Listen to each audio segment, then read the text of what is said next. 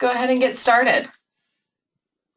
This is our third webinar of our series. I don't know how many of you have been on for the first two. We did Finding Your Paradise, which was sort of those initial questions about looking for real estate in Mexico. We then did Buying in Mexico, which is one that we're going to be repeating throughout the year. And this is the third in our 2017 webinar series, Selling in Mexico. This one is really designed for those of you that have Mexican properties and are looking to sell them. So I hope that tonight we can answer all of your questions.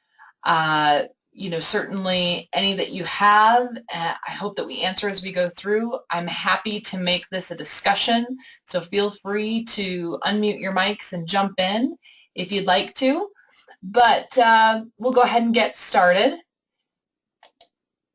By way of introduction, I'm Amber Pierce, and I'll get to more about myself in a moment, but this is my company, Mayan Riviera Properties. Give you a little bit of background about me. I established Mayan Riviera Properties in 2005, and we specialize in Puerto Morelos, Mexico. So we do sales, vacation rentals, property management, condominium association management as well. I'm federally certified by Conocer. That's a federal certification agency. I'm federally certified to sell real estate. I'm also federally certified to sell real estate in tourist zones in Mexico. So I have those two certifications from that entity, Conocer. In addition, I'm a member of AMPI. You'll see that icon there on the left. That's the National Association of Realtors in Mexico. I am a certified realtor. That's the second logo there, certified, as I mentioned, by Conocer. And then on the right-hand side, that blue R, that's NAR, which is the National Association of Realtors in the U.S., and I'm an international member of that organization as well. This is me. If we haven't met, hello. My name is Amber Pierce. I'm originally from Michigan, and I'm a graduate of Michigan State University. I have two boys. One is turning 9, and the other one's going to be 13, or is 13 this year. I've been visiting Puerto Morelos since 1998, and I've been living there full-time since 2004. And I'm the broker of Mayan Riviera Properties. I also wanted to introduce Laura. Laura Zapata. She is our sales agent in the office. If you end up contacting us for some reason after this webinar, you might well, end up talking with me or Laura, so I definitely wanted to bring her up and introduce her here. Laura is originally from Texas, and she's been living in Mexico full-time since 1996. She's been selling real estate in the Riviera Maya for over 20 years. And I originally had met Laura as a colleague of mine in AMPI, this National Realtors Association in Mexico. Laura has served various positions in our local chapter, and including president. And she was a colleague of mine for years, and she and I had the chance to work together. She came on rather recently as a sales agent in our office back in December. She's doing fantastic, and we are super excited to have her. We have a combined experience between the two of us of over 30 years of selling real estate in the Riviera Maya, and that is quite a bit of time if you start looking at agencies. So we're really, really happy to answer any questions that you have and bring our expertise and experience to you, because we are really passionate about Mexico and want to make sure that you guys have a great experience in buying. We're going to jump right into things tonight. Our topics are, they revolve around all the questions that you might have around selling a property. So, are you thinking of selling? There's some initial considerations that we would suggest. How to select, and what are your expectations, what they ought to be from your agent, okay? What kind of paperwork is required for a sale? And what kind of paperwork is required if you have new construction on that property? Talking about listing your property and showing your property and the entire sales process from the offer through closing, and what kind of taxes you're looking at. And then, of course, any questions that you have, we're certainly happy to answer. Let's jump right in. So the first topic that we're going to talk about is if you're thinking about selling, okay, and maybe you guys are because you're in on the webinar. There might be some of you considering doing that now. what I would tell you, and I can speak for my market, okay, Puerto Morelos is just south of Cancun. Now, what you might want to do is take some of these concepts, if you're interested in selling outside of the Mayan Riviera, take these to your agent and ask these questions. A lot of times I bet they'll match up, but if they don't, you might want to make some adjustments for your area. So I'm going to speak to, the timing of things in our high seasons as they relate to the Mayan Riviera. But again, if you're looking at a different area, still applicable, just make any adjustments that you might have to for different seasons and things. The first one I want to talk to you about, first consideration if you're thinking about selling, is timing. First of all, there's never a bad time to list, okay? We sell properties year-round. But if somebody had to nail me down to an ideal time, I would tell you to make sure that you had your property on the market before your high season, whatever that high season is in your area. In our area, it's December through April, okay, Christmas through Easter. And so in high season, that's when the majority of people are here. That's when the majority of showings are taking place and exposure. So it's really ideal to make sure you have it on the market prior to that point. The other thing is that if you put it on the market through high season or during high season and you rent your place, it can be difficult to get pictures and good video and things because your place is full of renters. So definitely listing it when you've got a little bit of availability to get some time in there to really, take the shots that need to be done and the videos and things like that. That would also be a consideration and an advantage to listing prior to high season. But the other thing is that we sell properties year round, and so there's definitely activity in the off season. All those people that came in and initially saw properties during the high season, they went back, got their ducks in a row as far as their finances go, really whittled down to what they want. They come back and make second trips during the summer, and they're more focused on buying. So we have a lot more lookers, I would say, in the high season, but so that maximum exposure comes into play, but you end up having, activity year round. So again, take a look at what the high season is in your area and go from there.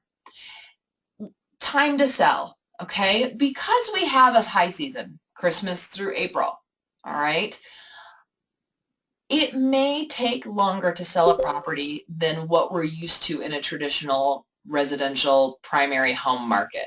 So, back at home, we list a property, it's on for 30 days, 60 days, they're starting to do price reductions, things sell within 90 days. In Mexico, that sales cycle is longer. It's longer because a majority of people look in high season. It's longer because there is no financing in place, so it does, take the right buyer coming along for a property. It just takes a bit longer to sell in general, okay? And if your property, and it also depends on when your property is listed. If you list it at the beginning of hurricane season for us, it's not going to probably be seen for several months because there's just nobody there to look at it. So keep that in mind and have realistic expectations as far as, time to sell. Another thing you want to think about if you're thinking about selling, okay? Take the time to get your property in excellent condition. It says great, I'm going to up that to excellent. And keep it sparkling while it's marketed. Here's why I say that. Remember that your buyers are primarily going to be second homeowners. And those people have jobs, don't live there all the time. A lot of times if they're new buyers, they're coming into Mexico for the first time, they might not be as comfortable getting it seems kind of overwhelming to have to get a, contractor to do repairs. They don't maybe speak the language right away. They can't get the time off work to come down and make major repairs. So I would say the vast majority of our buyers are looking for something that's pristine. They don't have to worry about that it looks like it's been well maintained. It appears that everybody's been keeping up on things, because this isn't going to be a primary home and they're not going to be here. And at first it's a little daunting to try to figure out, how you do a fixer-upper. So definitely have the property in excellent condition, because if you don't and there are repairs to be made, those properties sell.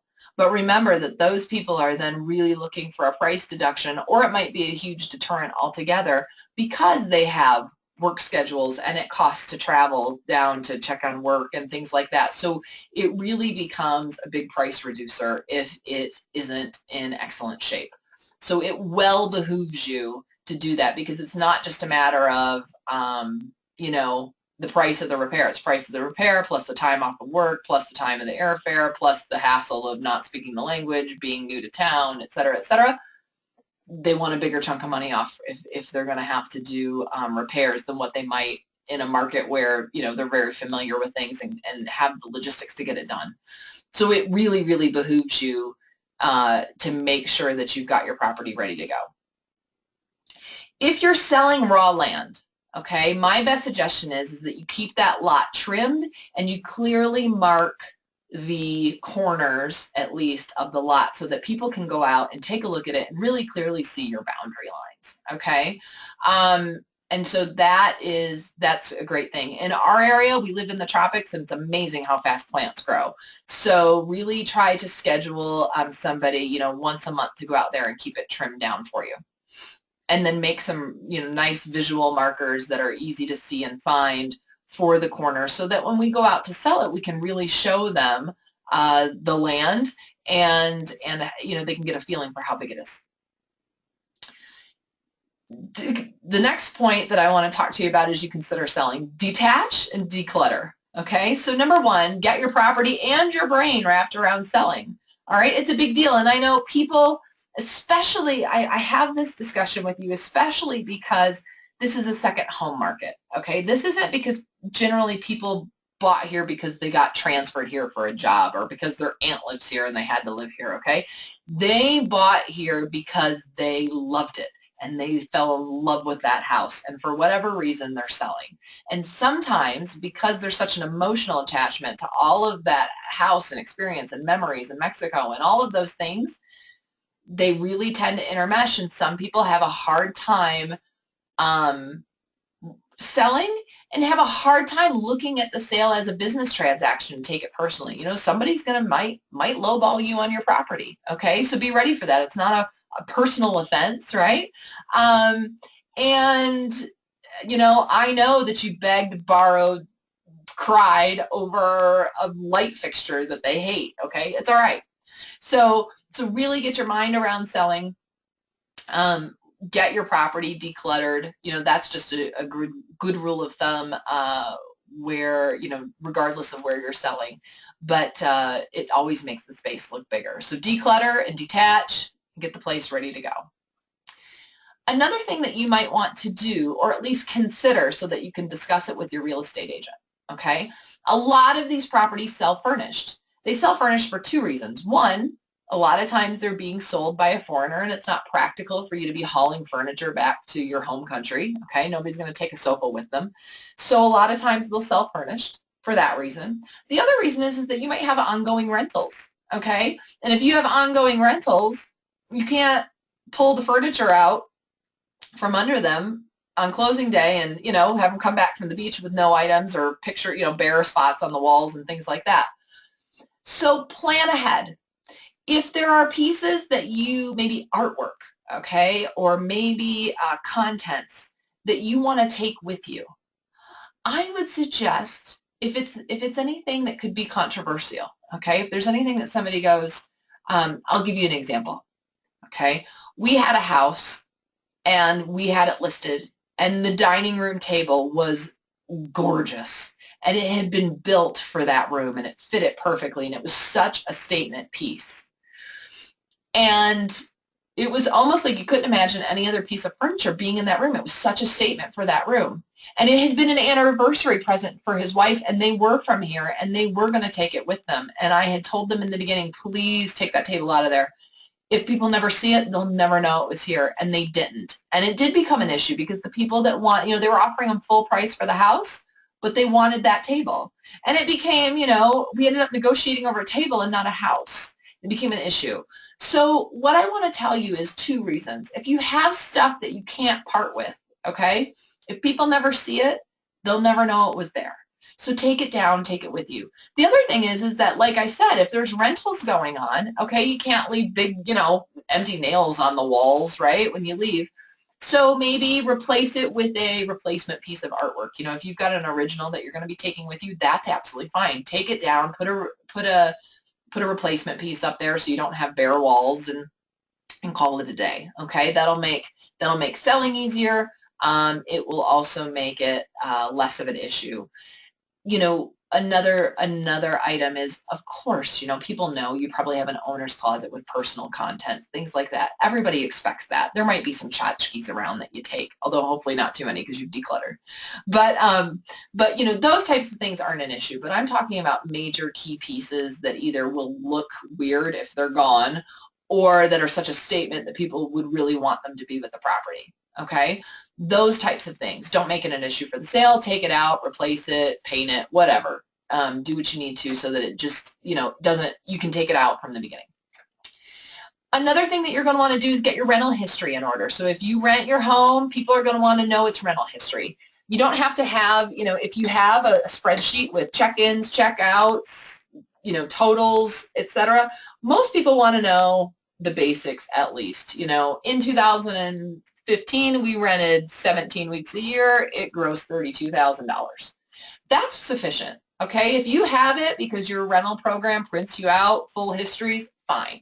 Okay, but at the very least, know the number of weeks per year you've rented and your gross income.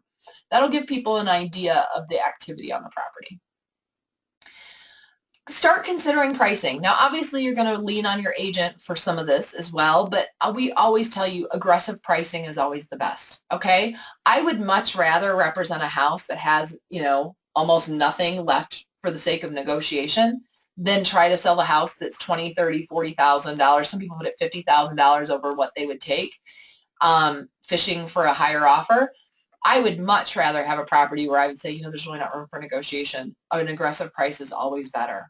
Okay, it puts you in a better spot when people do searches. Sometimes it knocks you out of search categories when you're overpriced. You know, people look on the internet under 500,000. Well, if you would take $499 and that 500,000 is a break and you've got it at 525, guess what? Your property didn't get pulled on that search. Okay, so think about that.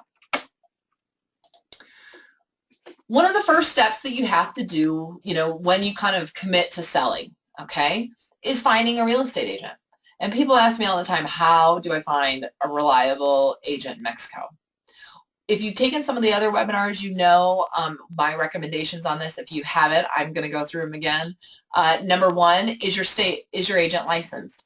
Licensing requirements will vary by state. Okay, so Mexico is modernizing, its laws are modernizing, and the profession of real estate brokerage is modernizing. They're really coming a long way. In our state, Quintana Roo, they've recently passed a licensing law, and all of us are currently being grandfathered in. So in the near future, we will need our licenses. We're all kind of mid-license process right now. That's not to say that every state has that law, but it is to say that there are quite a few that do, and it is something that I expect all the states will have passed within the next year or two. Are they an AMPI member? We talked about AMPI. That's the National Association of Realtors for Mexico. You know, because licensing may or may not be required in your state, a good rule of thumb is, are they a member of AMPI? Start there. It's the National Association of Realtors. You are peer reviewed. You're held to a code of ethics. You receive continuing education. If you're serious about real estate, you're going to be a member of the national organization. Okay? So that's a pretty good litmus test there. Do they have certifications? I mentioned at the beginning, I have 2 federal certifications, one to sell property in Mexico and one to sell in Mexico's tourist zones. Those weren't required, those were optional, but they might be something you ask about. It'll be an indicator of, you know, how qualified they are. Are they familiar with your market and what kind of experience do they or their broker have? Okay, this becomes important because the public records, there are no public records of sale prices for properties. So comps through an MLS system are not possible. Okay? On an MLS system, we can see what's being currently sold, but we can't see what properties historically have sold for through that system. So how do we tell you how do we advise you on prices? We know because we've been doing it. We know what things sell for per square foot. I have 10 years of records from Puerto Morelos, okay? So as a broker, my agent is going to come to me, and this is what they do. They say, look, I've got a client, and here's what we're looking for. What are some comps, Amber, for this? And we go back in our records and we look, okay? That doesn't mean that we have thousands of records we can go through. Remember, Port Morelos, at least our town, is tiny, okay? But we have a really good feel for what things should sell for and what things should be priced at. It's really important. If somebody pulled me over and said, I want you to tell me what this is worth in Puerto Vallarta, I don't have a clue. If you're interested in Puerto Vallarta, what I would do is connect you with a great real estate agent that's in Amby there in Puerto Vallarta, and I would be happy to make that referral to you. Okay, so if you are looking for a realtor in your area and you would like some help in finding one, I'm happy to do that for you. I want to make sure you get connected with a good agent. So, ask me and I'm happy to help you find one in whatever area your property is in. Ask for referrals. People, neighbors, whoever, who have they used, what, look for that. Those are all great ways to find an agent. What can you expect from your agent? Realize that your agent in Mexico, we do a lot of hand-holding, for lack of a better word, through this process because our buyers and our sellers are not familiar with the Mexico processes, and we recognize that, and we don't expect you to be. And, we take the time to explain it, and hopefully if you have any questions, you have a good enough relationship with your agent, and you go, wait a minute, I don't understand this, go back, how does this work? Okay, we understand that the process is different than what you're going to expect at home. And so really, property sales becomes a much more intimate relationship between you and your realtor because you just spend so much more time together. You're going to have a lot more education and a lot more time invested with that client as an agent than you might at home, where everybody's pretty familiar with how it works, and you come in, you take the pictures, you sign the contracts, and off you go. Okay? We're going to really walk you through the process, and if you're not getting walked through the process and you're not getting the good answers, then that is definitely not a good sign from your agent. Okay? You need to be with somebody that can walk you through that process and make you feel comfortable and explain it step by step. This entire process starts with a listing process, okay? Is going to start with a review of your paperwork. In my office, I try to avoid surprises at closings at all costs. Okay, that doesn't mean that occasionally something doesn't pop up, but I'll tell you that we've never had an issue that has prevented us from closing. Okay, it's never been an issue to date. I'm going to knock on wood that hasn't happened. I do my very best as a broker to review the paperwork that comes in on a property to make sure that we are ready to go, the property is ready to sell, and those sellers are ready to sign. Okay? We'll talk about that more in a moment. But that's an important piece of the process. And let me tell you, some of my sellers get impatient with me because I ask for a lot of paperwork up front, and they're like, can we market it? Can we market it? Let's get it on the market. Let's get it on the market. I'm going, look, and we'll talk about it in a minute. Some of this stuff will take some time if you don't have your paperwork ready to go. And so one of the considerations when you're thinking about selling is, if you want to have your property on the market by December 1, don't call me on November 28th with a mess of paperwork going, I want it on the market, I want it on the market December 1. I'm going to have to go through it. If it's ready to go, we can do it, no problem. But a lot of times, especially, and we'll get into it, there's circumstances where people don't have their paperwork ready. And as an office, we don't market it until I can give the okay that I think everybody's ready to go. Because what the last thing I want to do happen is I do not want to kind of give into that pressure to market it, and we'll get it fixed. We'll get it fixed. Number one, the minute you do that, people lose their incentive to get it done because the property's being marketed. I'll deal with it tomorrow. Okay? And it slows that process down. Number two, the very last thing I want to happen is a buyer come in. You never know. We've got people waiting on the internet for things to post. They want it. I go to do it. I go to write the offer, and I go, we're looking at a delayed closing of 4 months because we don't have this paper. And by the way, it's December, so they're fixing to close for an entire month, so that put us out to 5 months. And then the buyer gets all skittish because, last thing you want is paperwork problems in Mexico. That's like the ultimate stereotype, right? And then they go down and they tell somebody at the bar, don't buy that house, that paperwork's all messed up. And then it's all over town that you've got bad paperwork. And in the reality, there's probably not bad paperwork on it. It just needs some updates, some really routine administrative updates. But that's exactly what will happen, and that is exactly what you don't want to happen. So as much as people have in the past been kind of upset with me, I won't list a house until I have that paperwork in order. And I do these webinars, and I hope that they will prepare with enough advance notice that they will come to me and we'll get that sorted out before it's a last minute deal. And I hope that your broker would do the same, and most of them do. They require a portfolio of paperwork from you. We're going to go over what that is up front so that we really try to eliminate any issues. Okay? They're going to implement a marketing plan. So ask your agent, what's your marketing plan? What are you going to do? Okay, we're going to talk about that. They're going to facilitate showings. This is a lot more legwork from a realtor. We make the same commissions as what U.S. and Canadian realtors do, but I'll tell you what, we do a lot more legwork. Number one, we don't have MLS systems where we can pull comps and things like that. In showings, we can't put lock boxes on houses, and a lot of times we have to be there. You know, you've been through houses. Your agent flips a card. Nobody's there. You walk through the house. Not so here. We have to arrange with renters to leave. We've got to get properties there. A lot of times the buyer agents, because there isn't great mapping systems and things, we've got to arrange with keys and arrange with agents and be there and be present and then lock everything back up and et cetera and so forth. It's a lot more work, okay? But we do it because we love it, all right? So we're going to facilitate your showings. What else are we going to do? We're going to receive your offers. So offers that come in office, offers that come in, we'll talk about this more, but from other agencies, okay? We're going to receive all offers on your behalf, present them to you, help you negotiate on your behalf for your negotiations in that sale, and then coordinate whatever you need through the closing process. We're going to walk you step by step through this process. Let's start by talking about paperwork, okay?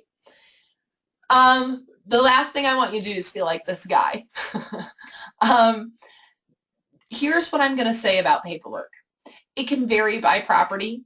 What I ask for are these documents up front. I review them. And with these, I can tell you whether I'll need to see anything else. Okay? And I want to make another note. This is for property that's held in either fideicomiso, which is your bank trust, or a fee simple deed because you're outside the restricted zone, you just own your property in a deed. If a corporation is the title holder, this list gets a lot longer and a lot more complicated. So for the sake of this argument, or for the sake of this slide and for this presentation, I'm going to assume that you own your property privately, either in a trust or in a fee simple deed, you know, Mr. and Mrs. Smith, beneficiaries of XYZ Trust, or Mr. and Mrs. Smith, direct deed owners of whatever property.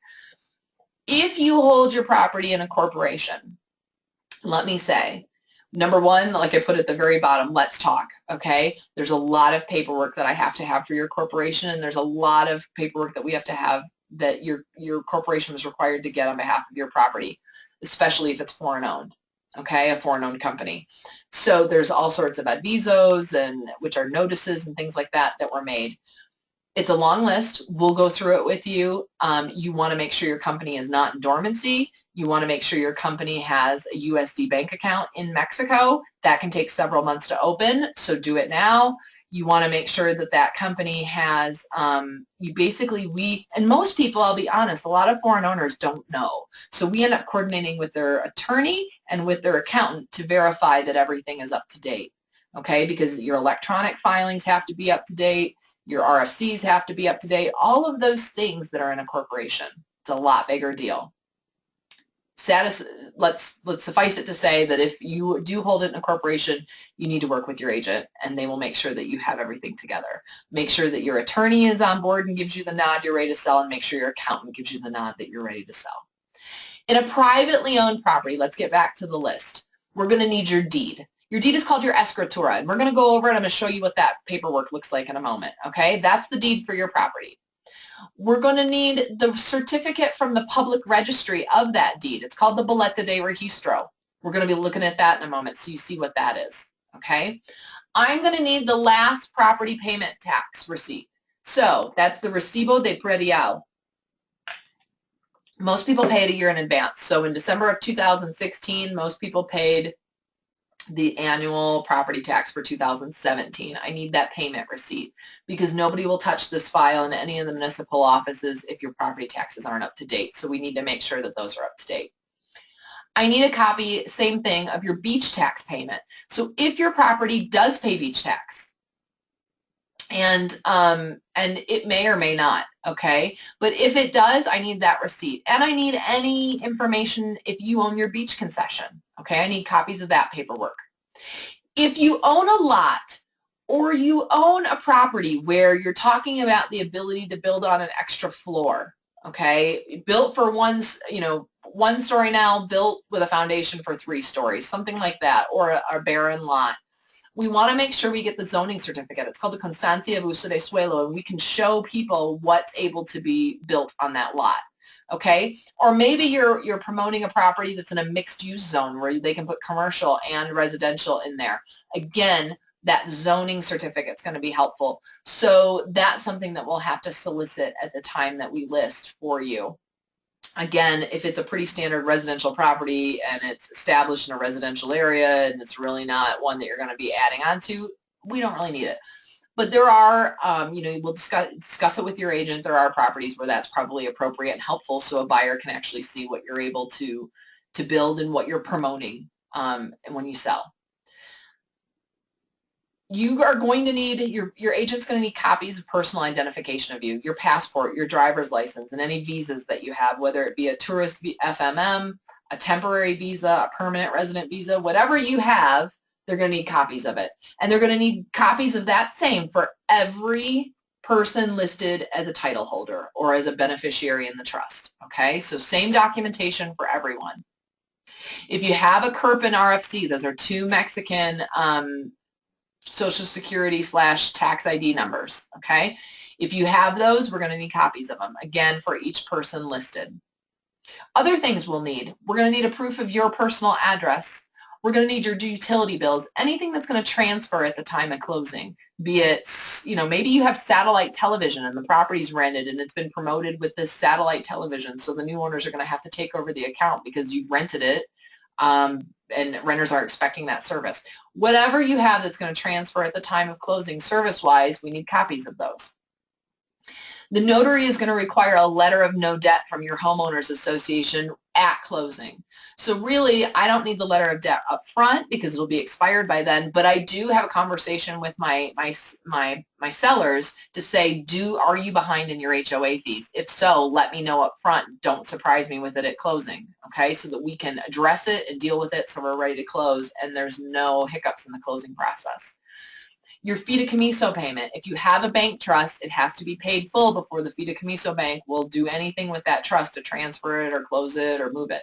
So it has to be current. Again, not something I have to have, but something I always talk to my buyers about or my sellers about because I don't want any surprises, okay, for you or for us when we're representing your property. All those payments need to be current. And if they're not, we need to know so we can deal with it.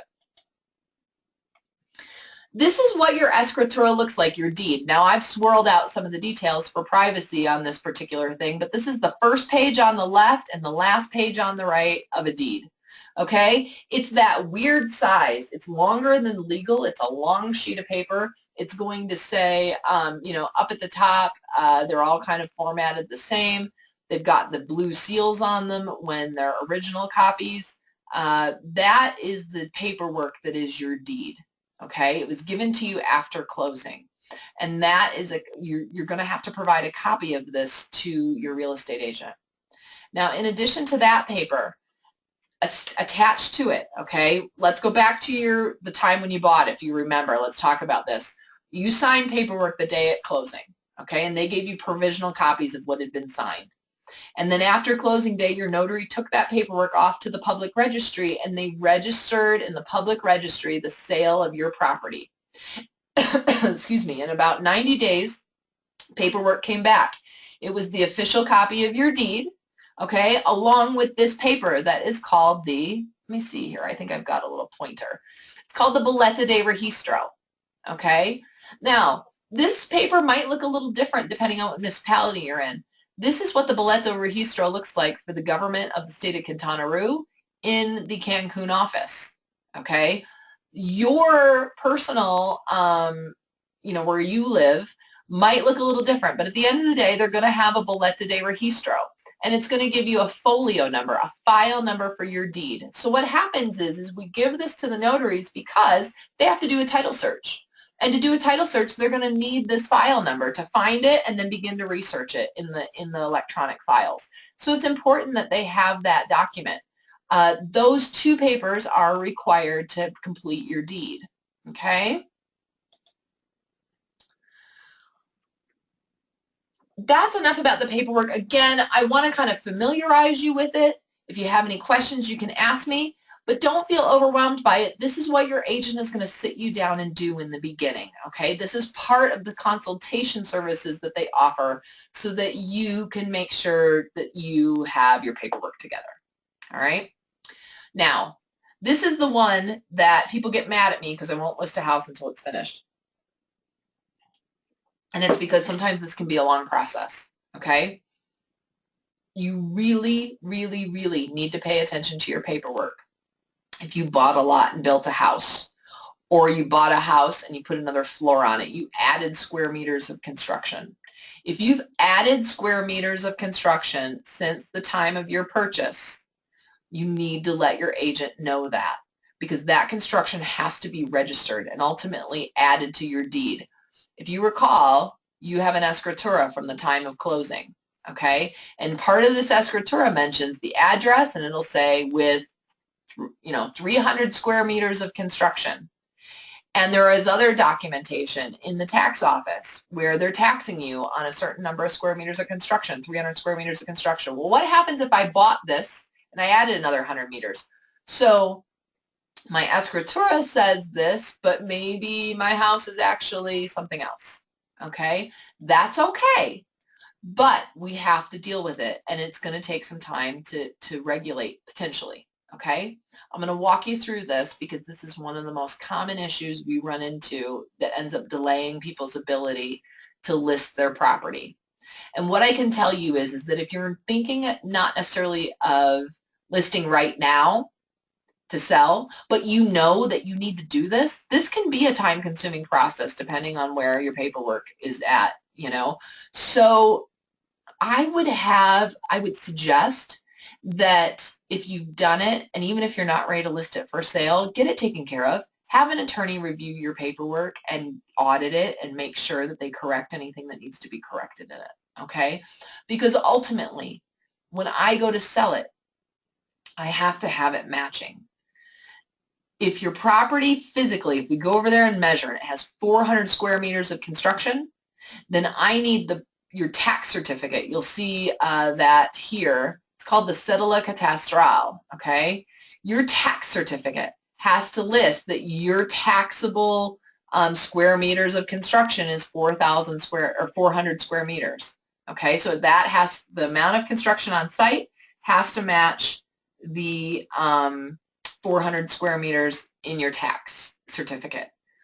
And then maybe we go back to your deed and see, well, your deed only mentions 300. And that makes sense, right? Because you bought it with 300, you've added your 100, you've done everything right, you've added that 100 into your tax value, it's ready to go. What'll happen is the notary will make a note of that and say, at the time of sale, this property was sold to Mr. and Mrs. Smith with 300 meters, but during their time of ownership, they added an extra 100 meters as evidenced in their tax certificates. And therefore, they're transferring this property with 400 square meters of construction to Mr. and Mrs. Jones, okay? That's how it should work. If you want to have your deed corrected so that you're holding it, you can amend your own deed, okay? But that's not necessarily required, okay? If you want to have everything pristine and perfect, fine, all right? Then go do that. But it's also okay if that's the final step and you have your tax certificate, registered amount matching what's on site. we can do the correction in your deed at the same time we do the sale. You'll have the same amount of fees to correct it at that time as you will if you do it on your own. Okay, there are some fees involved. It's small, but there's a registration fee that you have to pay for the correction. So you can either do it on your own and have a clean piece of paperwork. You can do it fine. If you don't, you want to delay that till closing, that's not a problem. It's just a fee that we add on at closing that you're responsible for because it was done during the term of your ownership. I hope that makes sense. Please feel free to stop me. I'm happy to make this a discussion. If you guys have any questions, feel free to stop me, okay? So far, I think we're doing okay. I don't see any messages in chat. Again, if you guys have any questions at all, unmute yourselves and stop me, and we'll go through whatever you need me to go back through if you have any questions. Listing your property, okay? We're going to talk about the actual listing process. So at this point, you've maybe selected an agent. Well, first you've thought about listing and kind of made those considerations we talked about. You have selected an agent. You have kind of looked at maybe your paperwork, or your agent's going to look through it with you. Let's get down to listing your property. What can you expect, okay? This is what I mentioned. We perform an extensive consultation service at the time of listing. We put a lot of legwork into the front end of our listings because we make sure that the paperwork is ready.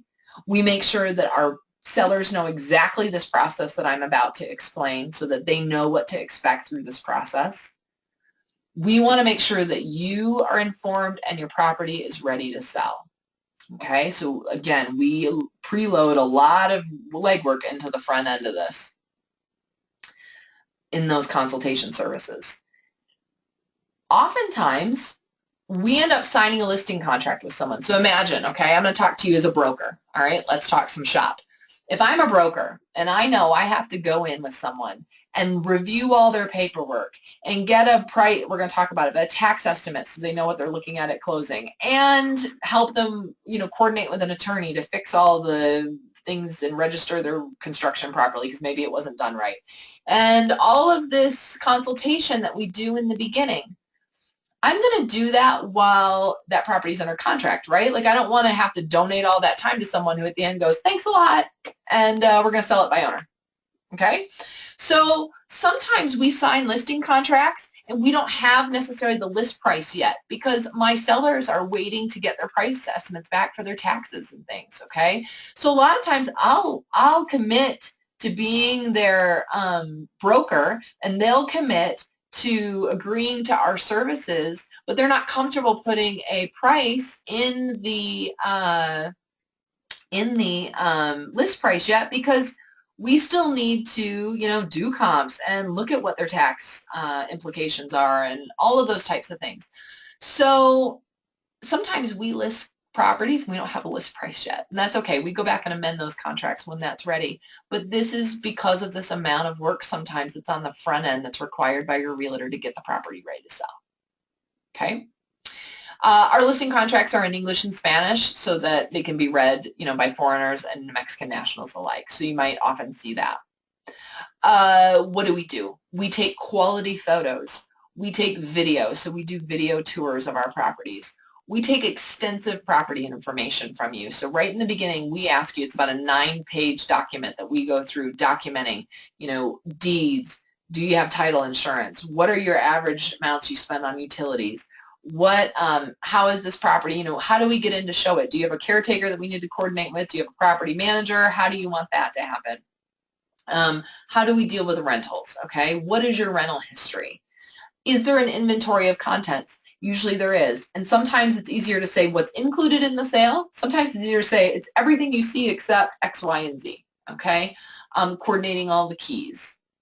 We talked about it, review your paperwork, okay? Ensure that you're ready to close because really you don't want to lose the confidence of buyers, and I also don't want to waste the confidence of other agencies that go, I'm not going to call Amber and look at her property. She never has her files together and it takes forever to close and half of them have issues. That is the quickest way to lose confidence of my colleagues as well. So I make sure that all of our files are ready to go. If, again, we've talked about this, if you've constructed your home or you've added onto your home since its purchase. We may, I am not an attorney, so what we often do, it is rare that those are done exactly right. And if they aren't, don't despair, okay? We will help you. We're going to coordinate with an attorney who's going to review your paperwork and figure out if it's not correct, where in the process did things kind of fall off the wagon so that they can pick it up from there and properly finish it so that your property is ready to sell, okay? And the other thing that we do right up front before we ever post these photos is we're going to get you an estimate of your ISR tax. This is what everybody asks me about. This is what people call the capital gains tax. This is really the largest portion of what you pay potentially when you sell. And so to know what your real estate commissions are and know what your ISR is the largest majority of what's going to be pulled out of your escrow disbursement at the end. And so, to make some informed decisions, you need to know what that is. And so we provide that to you up front so you have an idea of what to expect.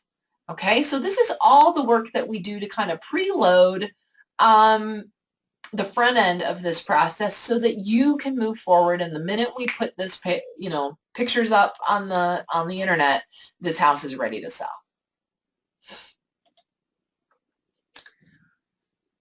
We're going to talk a little bit more in depth about a few of those points. Knowing your tax liability. Okay, I just mentioned, and we're going to get into it a little bit more, that you're going to pay potentially, and I hope you do. I hope you've made money on your property, right? So you're probably going to pay a tax on the capital gain. You may or may not. We'll talk about it. But you are going to be receiving income, okay? So that income is going to be taxed as a capital gains tax. We'll talk about that in Mexico. All right. And again, we're going to provide you a quote of that so that you know what you're going to pay in Mexico, because I don't want there to be any surprises. I don't want to have to list a property on the market and go, oh, I can't sell it for that. I'm upside down this property. We're going to have to go up another $50,000, Amber. I don't want to have to raise the price on a property I've already listed. Okay. And I also want, how do you negotiate on an offer? If you get in an offer and it's $20,000 under what you're asking, how can you go back and negotiate that offer if you don't know what you're going to walk away with, right? You can't. You can't confidently do that, and I don't want sellers kind of reneging on deals because they had no idea what their tax was. All right, so you can't, right? It's not possible. So we get you that quote so that in Mexico you know what your tax liabilities are. Now, in your home country, you're going to have to repatriate that money. Both Canada and the U.S. have tax treaties with Mexico that say there is no double taxation. Okay, so in other words, if Mexico says you owe $2 and the United States says you owe $3, you pay your $2 to Mexico and you come to the U.S. and say, I owe you $3, but I've paid $2 in Mexico. Here's my extra dollar. So you're never going to pay more than what you would have owed in your home country on that transaction. All right. If you end up paying more in Mexico, let's flip that. And let's say you paid Mexico $3 and you paid the U.S. says we only owe me $2, because the capital gains equations are different in each country. Okay. So let's say that scenario. Then what happens is you pay the $3 in Mexico. U.S. says you owe me $2. I can say, look, I paid $3 in Mexico. And they'll go, okay. And so they'll give you $1 worth of foreign tax credits on your tax return. Okay. So the moral of this story is consult with your agent to find out what you're going to owe for Mexican taxes. Consult with your accountant in your home country to understand what you're going to owe or potentially have a credit for back at home. Okay, but the moral of the story is you won't be double taxed. It's not like you're going to owe 2 here and 3 here, so you pay 5. Okay, you're either going to end up owing the difference or receiving a credit. Okay. I hope that makes sense. If anybody has any questions, please let me know. I told you to make sure that you talk to your agent about their marketing plan. Okay. Now let's talk about the contracts. We've signed a listing contract. I am your representative. Let's assume that it's you and I doing business. Okay. My agency, Mayan Rivera Properties, would end up being your designated listing agent. So we are going to represent you in all sales that happen during the term of our contract, okay, a year or whatever it is. During that year, if we end up finding a buyer or a sale ends up happening, whatever happens, there's a buyer that comes in and is presented an offer. It's going to go through our agency. We're going to be your designated representatives. And in exchange, we're going to do all of this work to have your property ready for the market. Okay. One of the things you're going to ask me is, Amber, how do you market it? I will tell you that my answer on how you market it might be surprising to you if you're comparing it to what you're used to traditional realtors doing at home. Okay? And it's because of my area. Now, you might get a different marketing plan out of somebody in Mexico City. You will get a different marketing plan from somebody that markets properties in Mexico City than you're going to get out of somebody that does vacation properties in a resort area. Okay? Here's the reality that I found about how we market properties. Number one, 99.9% of my buyers are people that have been in Puerto Morelos multiple times, have fallen in love with the place, have wintered there, have done extended stays, and are now buying. There are very few people in my market that go, Puerto Morelos, find me on the internet, come down and buy something and have never stayed. It doesn't happen in my area, okay?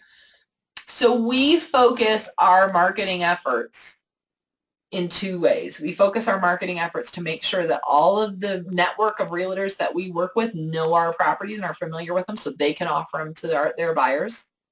And we try to get in front of everybody in Puerto Morelos that comes in to know that our office is there if they're interested in properties to come by and see us. How do we do that? Well, people walking around on vacation don't want to walk around with flyers, okay? You can find that out pretty quickly. They trash them, all right? But what you do is we hold webinars, okay? We've just done 2 webinars on buying, and we promote those year-round. We advertise on Facebook to people that are in love with Mexico and like certain pages. We do paid advertising there. We take quality photos, okay? So our photos are always first notch for our listings. We feature them on our website. We promote them on our blog. I write a blog about Puerto Morelos. It has a lot of followers that aren't just necessarily interested in real estate. They're interested in Puerto Morelos as a destination, so it gets promoted there. It's promoted, like I mentioned, in social media. We load this virtual tour showing video on YouTube and put it on the listing page. We work with the network of AMPI agencies so that all of those other AMPI agents are working on finding buyers for my properties too, and I of them.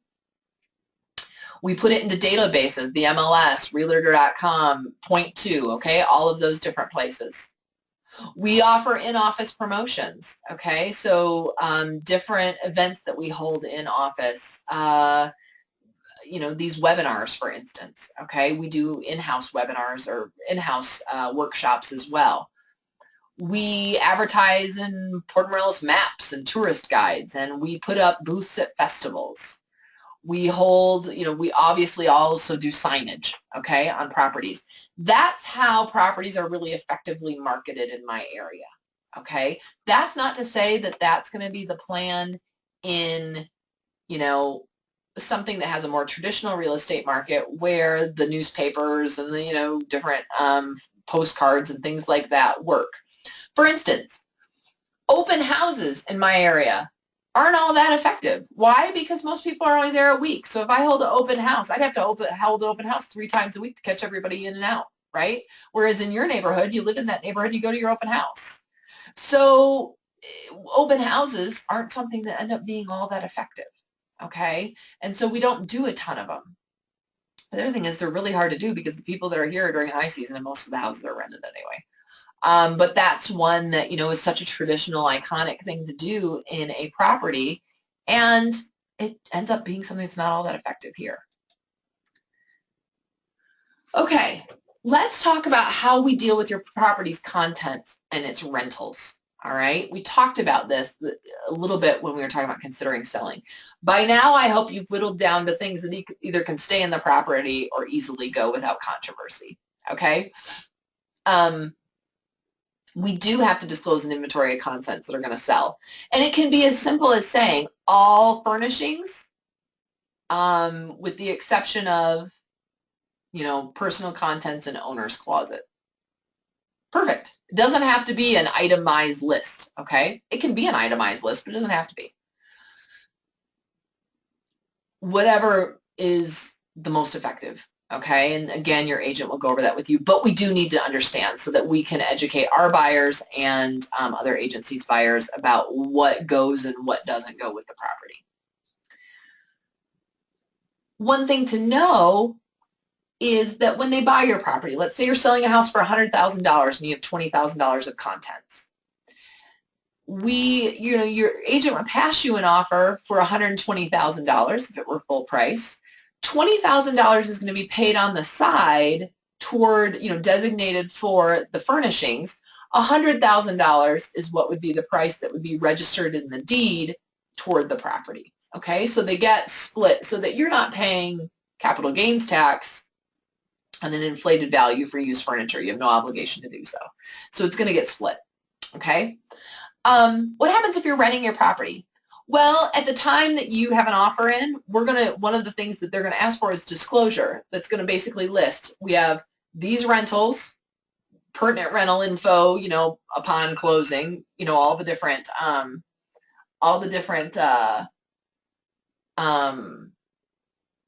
buyer, renter information, things like that. That'll be passed to you at closing. But in the beginning, they want to know how many weeks we've got listed, the funds that have been received so far, are they paid in full, or are they deposits that you've collected, and the commissions that are going to be due for each, because they've got to take those over. And then what happens is, as of closing day, March 15th, everything collected on rentals post March 15th becomes theirs.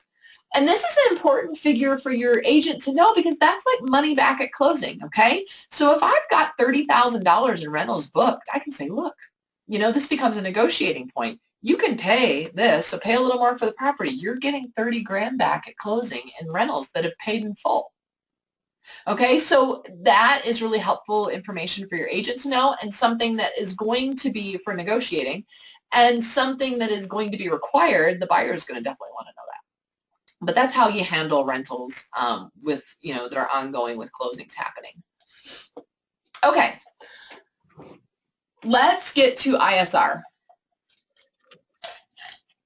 I will tell you that the vast majority of people that join this webinar join because they want ISR explained, okay? I'm going to take this slowly. I'm going to hopefully explain it very carefully, and if you have any questions, please stop me, okay? I try not to call it a capital gains tax because I don't want to confuse the two concepts. ISR is called Impuesto sobre la Renta, and you see that term, it's an acronym for this, Impuesto sobre la Renta, okay, ISR. That is what people commonly refer to as a capital gains tax. But in our heads as Americans and Canadians, we have a different concept of capital gains tax, and people confuse them, and this is why this becomes a confusing topic, okay?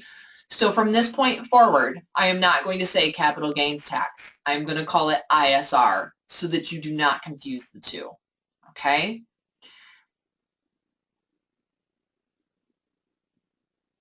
The profits from the sale of property in Mexico does not have a separate tax bracket, okay? In the States, for instance, in the U.S., I can say that, income that you receive from your job is taxed at one rate, and when you sell a property, the capital gains tax rate might be lower, or it might be higher depending on what tax bracket you're in. And you have certain abilities to defer that tax and roll it into other investments and do all sorts of things with it. It's a separate tax. It is not a separate tax in Mexico, okay? It is taxed as income. And we'll talk about it. It is the gain. So the only thing that is similar between the two is you do assess the gain amount. Okay, so it is based on the gain, but it is an income tax on the gain, straight income tax. So if your gain amount is $50,000, it's taxed just like you made $50,000 of income at your job. Okay, it's not a separate tax rate. You can't roll it into anything else. You can't do anything else with it. It is an income tax. It is ISR. They take it out of your check. They'll take it out of your capital gain. Okay. So it is an income tax. I hope that makes sense, and I hope I've been clear so that we don't confuse the two. okay? It's an income tax, all right? Now, I'm going to explain this more in a moment, so hang with me, and if you have questions, let me know. Firstly, when we talk about ISR, okay, for this conversation, we're going to talk about privately held residential property, all right? If you have commercial property and your corporation is the title holder, your ISR is not due at the time of sale. It is treated as income, and it is part of the, just like you sold $50,000 worth of widgets that month, okay? You made $50,000 of income from the sale. The gain on that sale, that's the income realized from that sale. Whether you sold it in widgets or whether you sold it because you sold a property, it's taxed in the big tax picture of your corporation, okay? And it's not due at the time of sale. It's due when you pay all your other taxes. But if it's a privately held residential property, okay, which is the majority of what all of you all will have, okay? It's your house, it's your condo, it's owned in a bank trust or a fee simple deed by you, by Mr. and Mrs. Smith, not by, Mexican corporation S.A.A. de C.V., okay? Then your ISR income tax is due at the time of sale, so it's going to be payable at closing, okay? There's a bullet point there about Mexican property. Mexican law, according to Mexican law, residential properties are defined as privately held property whereby land does not exceed 3 times the amount of construction. So this comes into play for people that have big ranchos, big ranches and haciendas and things. Some of those do not get considered residential property because their land is huge and their building is small compared to the amount of land, okay? We don't really have those in Puerto Morelos, so I don't have to deal with this law often. But in other areas of Mexico, if you own a large agricultural piece of property where your land does exceed by 3 times the amount of construction that you have built there, then it's treated a little differently. They're going to take the land and the house and tax it at one, and the extra land and tax it, they're going to treat it in 2 separate transactions. If you have any questions about that, contact me. It doesn't happen all that often. Most people don't bite off that big of an elephant, and so we can talk about what happens, okay? They're pretty fair with it, but they're not going to give you the same tax benefits as far as exemptions and things go on all of it. They'll give it for the house and a particular amount of land. So let's get back to it's paid by you at the time of closing, okay? Now, we've already talked about the last bullet point.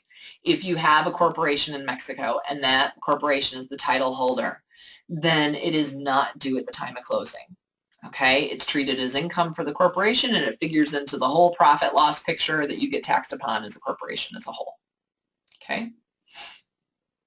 Any questions on that? I do see we've got a,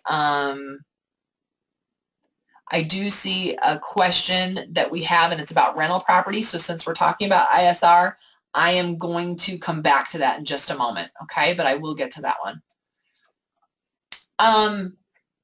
Okay, so let's go back to this because I really want to make it clear now that I've explained it. ISR isn't a capital gains tax as we're familiar with it because it doesn't have a separate tax rate. Okay, it's taxed like any other income. It cannot be deferred or rolled over into another investment as some of us are familiar with capital gains tax and what you can do with it. It is an income tax that is realized from the gain on the sale. Okay, so we'll talk about that in a minute, but if your gain is $50,000 on that sale, that is the income that's realized for the sale. Now, this is the other point. Remember, this is personal income tax law. So each title holder is treated separately and receives a portion of income, even if you're married. Okay, so let's say Mr. and Mrs. Smith, okay?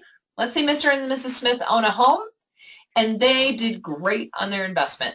their gain that they realized in the sale was $100,000. Doesn't mean they sold their house for $100,000. It means that their gain realized from the sale was calculated $100,000.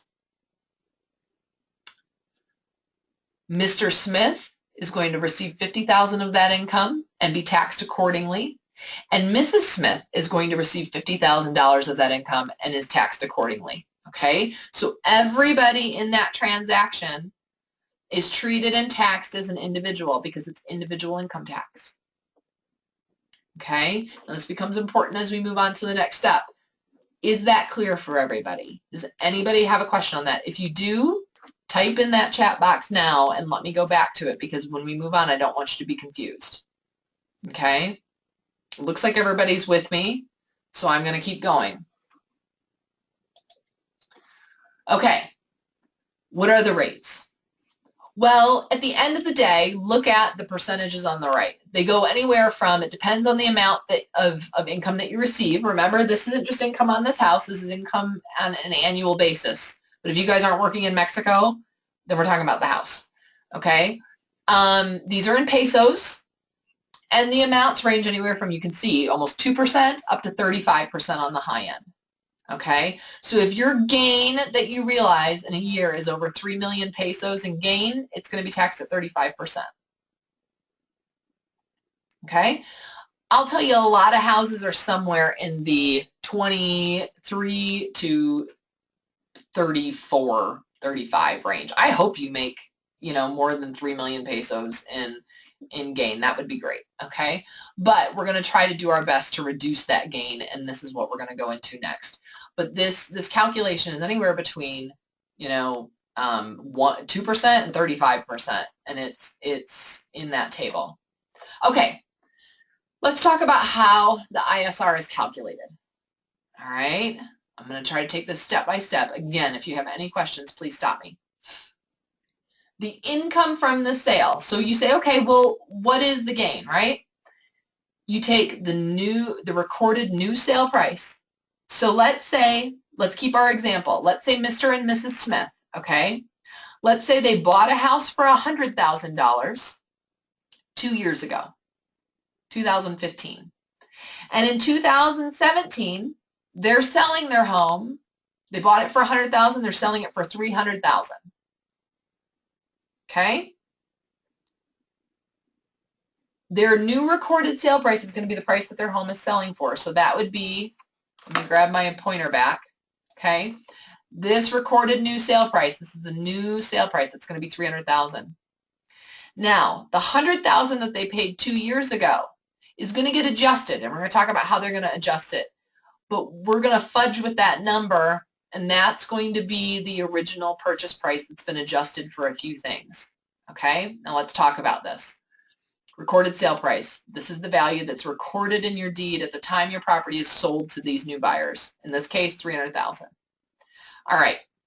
The adjusted recorded purchase price. Okay, this is the price. Now, this is what's important. It starts with the amount that is recorded in your deed. So in your deed, it says that on such and such date, January 1st, January 1st of 2015, Mr. and Mrs. Smith purchased this house for $100,000, although the amount's going to be in pesos because you don't find dollar amounts in there, okay? Then, what happens? The original purchase price, that $100,000, is adjusted for inflation. There's a scheduled rate of inflation that happens.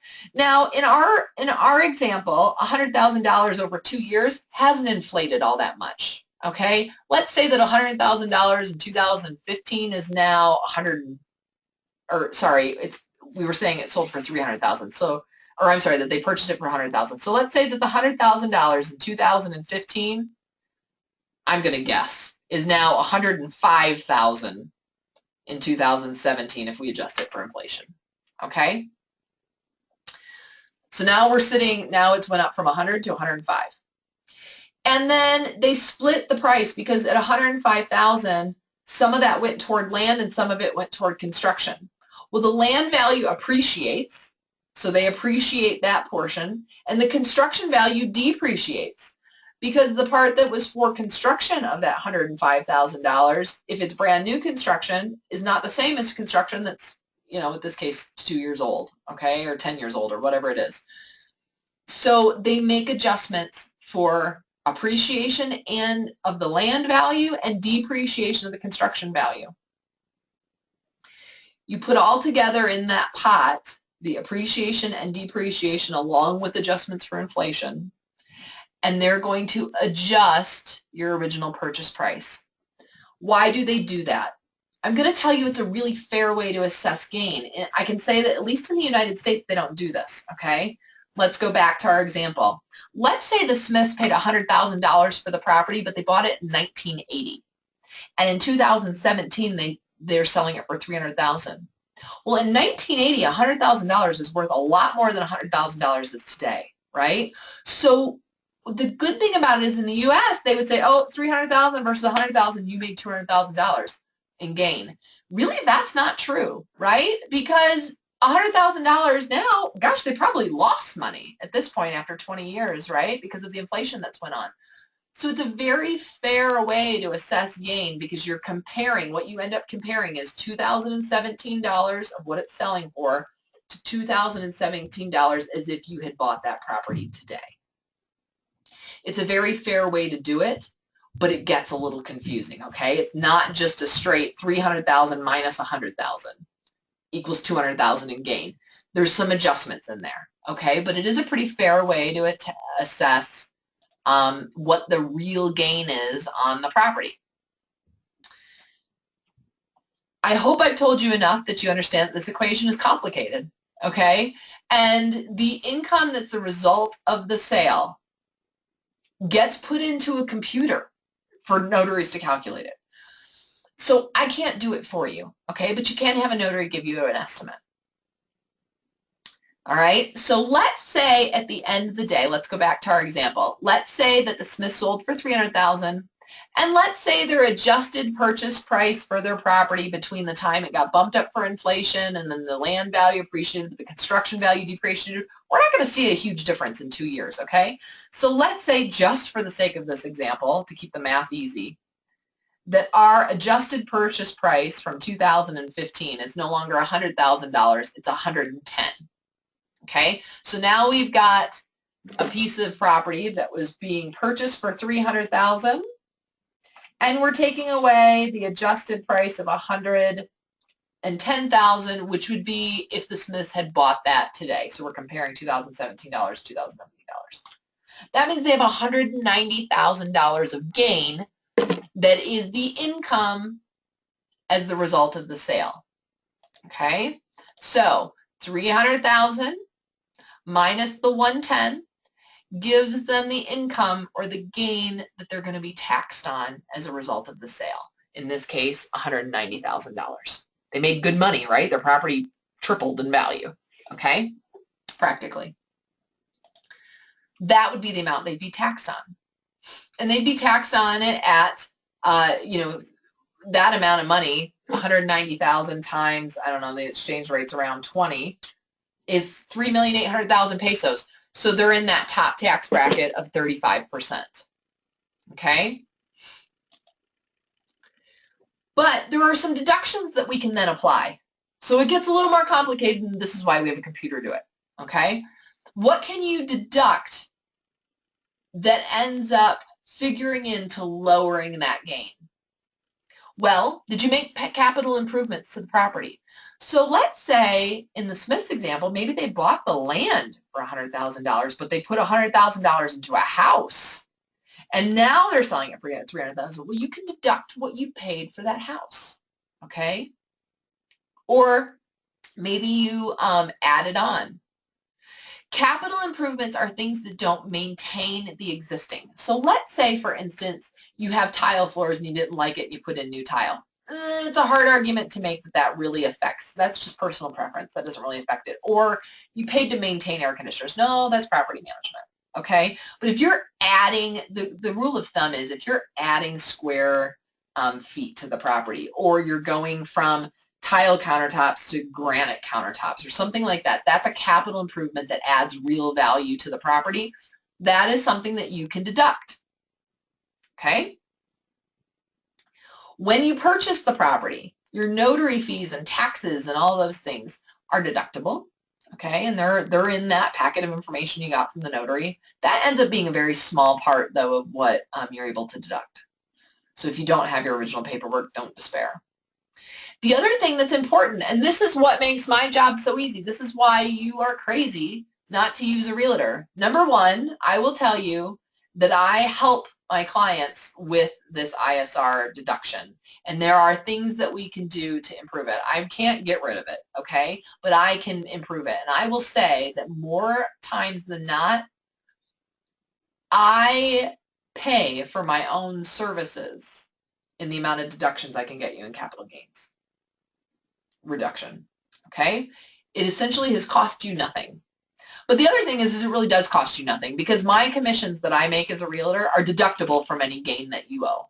Okay, so if you don't have any gain at all, you would be out of pocket. But if you have gain, my fees for a realtor are deductible from that expense. So you can either put it in your realtor's pocket or you can put it in the government's pocket. It really doesn't cost you anything to have a realtor. So have one. I mean, my gosh, and not only that, but I mean, I've saved people hundreds of thousands of dollars in capital gains. They paid me X, which wasn't $100,000.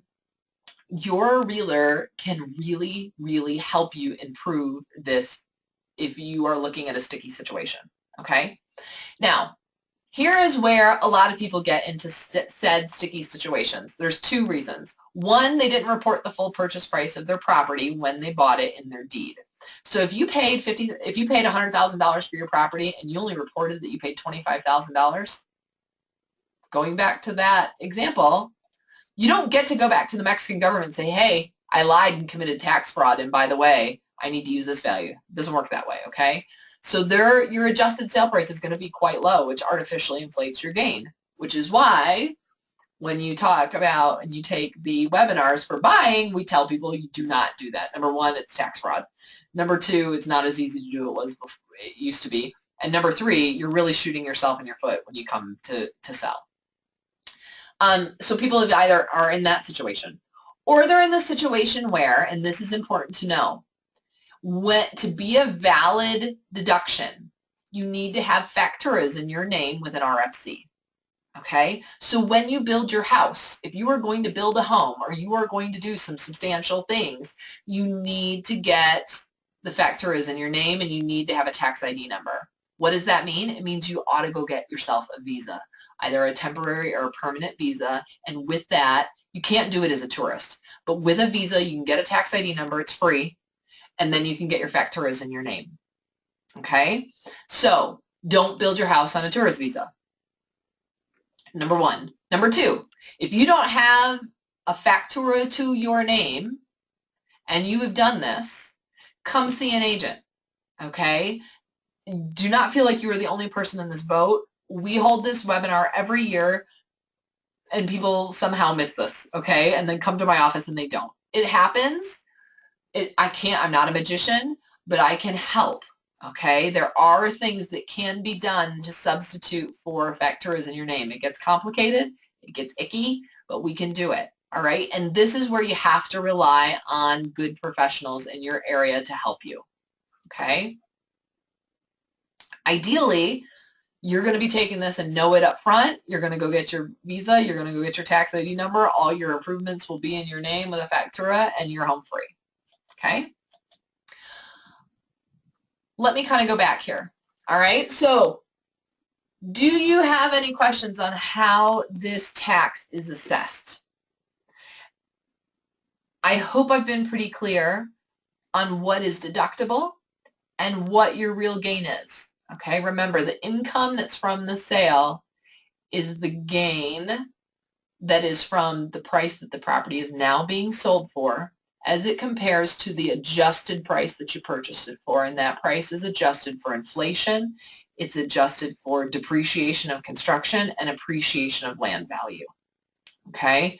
Those go into the pot and give you that adjusted original purchase price, and the difference between those two becomes the income that is then taxable for the transaction. Deductions can be capital improvements, can be the notary and closing cost, most of the closing costs that you paid when you bought, and realtor fees that you pay when you sell. Okay? So again, it doesn't cost you anything to use a realtor, and in fact, it will probably save you quite a bit of money if you're looking at a substantial gain. Okay? But the key is that initially, the straightforward answer is all your deductions should be substantiated by facturas in your name with your RFC. What does that mean? We advise our clients when you buy, go get your visas so that you have your name, your facturas can be in your name with your tax ID number. Okay? Let's talk about this ISR because you can qualify for a partial exemption of this entire tax. Okay? How do I qualify for the exemption? There are only certain people that can qualify for the exemption. Let's talk about how this works, okay? Up to now, we're assuming you're paying it, and we're going to make that value the very best that we can. That is one of my main jobs as a broker, to really make sure that every transaction that comes through my office, we have fought tooth, nail, and uncovered every rock to make sure we get you the very lowest capital gains that we can. Okay, ISR that we can. I promised I wouldn't do that. ISR that we can. Let's talk about if you are, how are you exempt? Okay, and what does that exemption look like? First question you want to ask, are you a citizen of Mexico? Okay, if you're not, then are you a fiscal resident? Now I'm going to explain this. Stay with me, okay? The tax law says you have to be a fiscal resident of Mexico. And then SAT, outside the law, defined it as, to be a fiscal resident, you have to have your permanent resident visa, your CURP, and your RFC numbers. CURP and RFC numbers are easy to obtain if you have a permanent resident visa.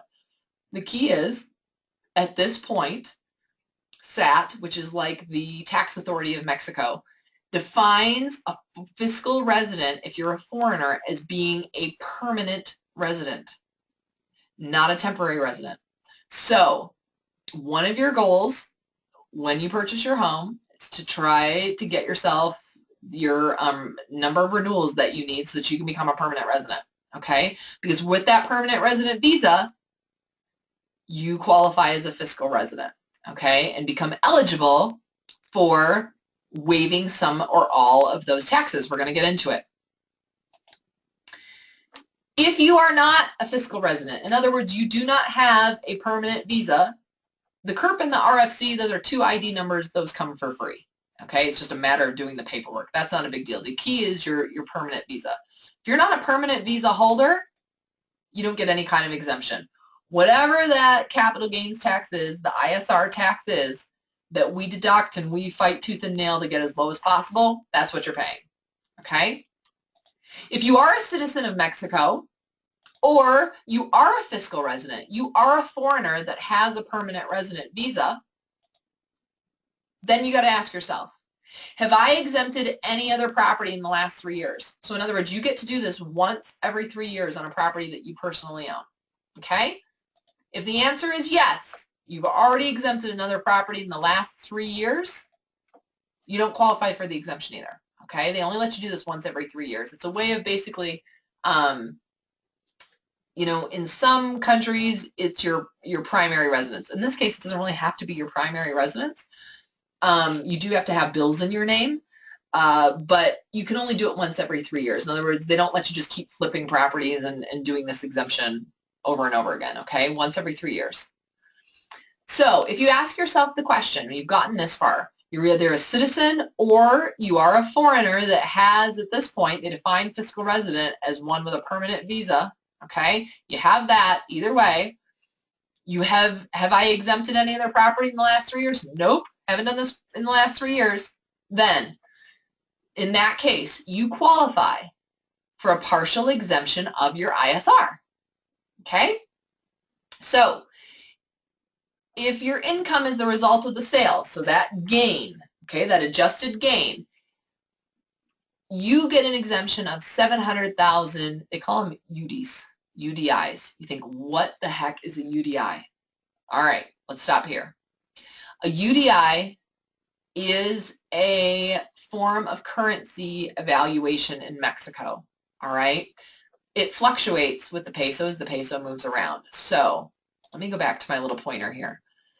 I looked it up today, all right, and I updated it as of today. So as of March 2017, when we talk about 700,000 UDIs of income, okay, the gain, the adjusted gain, remember that's the end of that equation, what your purchase price is, your new sale price, subtracted from your adjusted original purchase price. That's your income as the result of the sale, okay, your adjusted gain. If that amount is equal to approximately 4 million pesos, okay, 4 million pesos and 4 million pesos, if we're talking about US dollars, approximately $200,000, okay? If that income as a result of the sale amount is approximately $200,000 is less, okay, then, let me get my pointer back here so I can continue. Then, you have to figure out, okay, we know that if you haven't sold anything in the last 3 years, you're going to qualify for a partial exemption, okay, you've qualified. Now the question becomes, in this sale, did you as an individual receive more than that? Remember, let's go back to what we talked about. Mr. and Mrs. Smith own a house, okay? Mrs. Smith is treated as an individual in her taxes. So if we sell a property, and let's say that we sell it with $200,000 in gain, well, $100,000 of that is going to go to Mr. Smith and $100,000 is going to go to Mrs. Smith. So they are well under that threshold, okay? So did they receive more? No, they didn't, because each of them only got $100,000, and we've said it's 4 million pesos or $200,000 is where that is, okay? If they did receive more than that, let's say they have a huge gain on their house and they did receive more, then they're going to exempt the ISR up to that amount. And after that amount, you'll pay that 35% on the portion that supersedes that, okay? But if you don't receive more than 700,000 UDIs, which is approximately, as of today, 4 million pesos or $200,000 as an individual in that sale, then you pay zero. You pay nothing. That partial exemption is applied, and because you're under the threshold, you owe nothing. Remember, as a foreigner, the key to this is you need to be at this point a permanent resident of Mexico. Now, if SAT redefines this and calls a fiscal resident a temporary or a permanent, then temporary or permanent would go in the same schema, okay?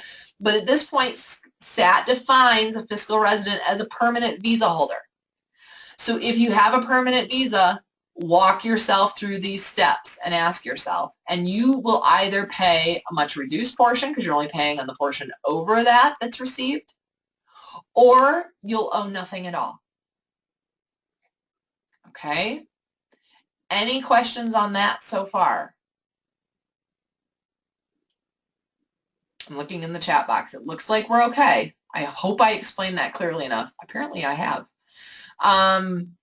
If you have any questions, stop me. But if the moral of the story is, if you have a permanent resident visa, you have the opportunity to at least in part or completely exempt yourself from that income tax. Okay. We've talked about the taxes that you're going to pay because you need to know those up front before you can negotiate.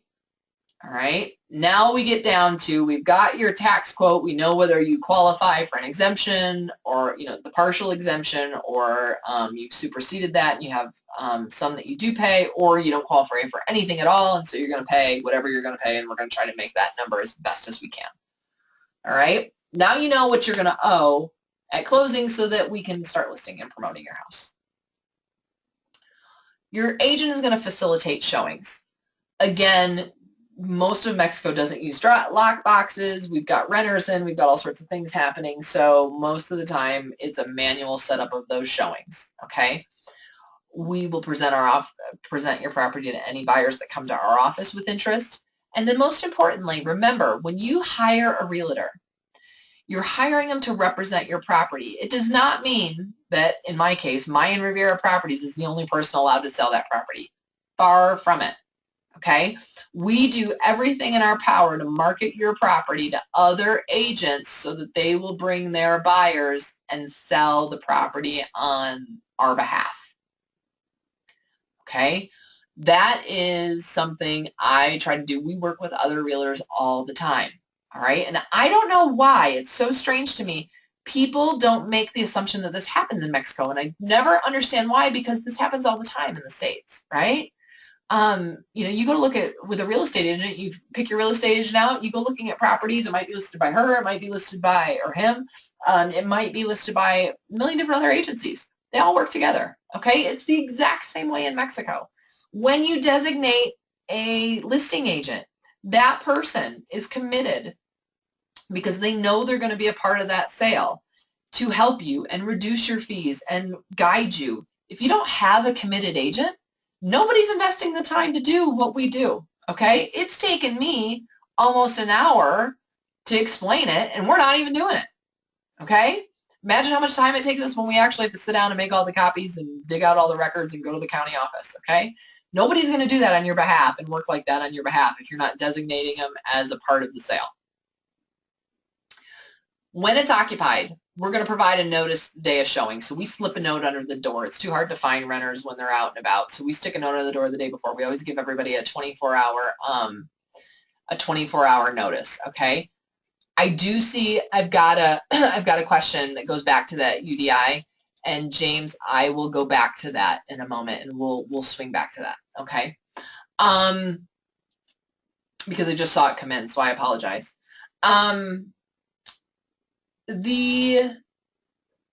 So we'll provide them, we slip it under the door, hey, we're going to be showing this property between the hours of noon and 1. I always tell renters, don't feel obligated to do anything special. They're on vacation, okay? And people understand that they're on vacation. Do not do anything special to this house. You're welcome to stay, although most of them don't. They're usually on the beach or they're out for the day, all right? Owners, if you're in, we're going to contact you. We're going to give you that same window. Go. Don't feel obligated to stay. It's like the worst, weirdest situation ever. Get out of the house, let the buyers go through. They will be much more comfortable to ask questions. We have had owners that have stayed, and I always advise them of this, but we've had owners that have stayed because they feel like they want to present the house, and it makes buyers really creeped out. They don't feel comfortable looking around. They don't feel comfortable discussing things. Does not work. Plan to be gone, okay? And we talk about, you know, guests, we're going to leave them a note, all right?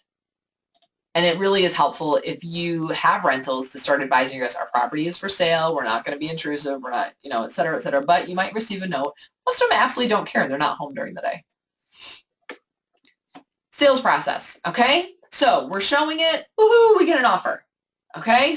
Whether a buyer comes into our office or we get it from another buyer agent, whatever, doesn't matter, we get an offer.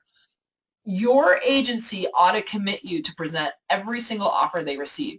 It's not my place to speak for you, okay? I'm your representative, all right? And I'm happy to represent you in the sale, but I don't care if they're offering you $300,000 less than what you are asking.